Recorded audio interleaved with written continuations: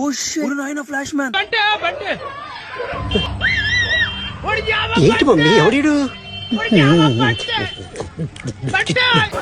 అబ్బా విజయవాడ జంక్షన్ లో చూడండి క్రౌడ్ అయితే మాత్రం చాలా ఫుల్ గా అయితే ఎక్కుతున్నారు.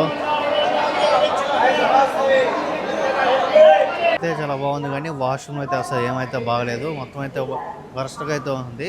వాటర్ అయితే వస్తుంది కానీ ఈ నా కొడుకులు వాటర్ అయితే కొట్టడం అయితే మర్చిపోతున్నారు.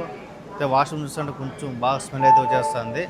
సో ఇక్కడ నుంచి మొత్తం అయితే స్టార్ట్ అయిపోతుంది. ఇక్కడ నుంచి జర్నీ ఎలా ఉంటుందో అలాగే ఇంకా కూడా మనకైతే దాదాపు 45 గంటల దాకా అయితే జర్నీ అయితే ఉంటుంది. సో చూద్దాము ఈ 45 గంటల జర్నీ ఎలా ఉంటుందో.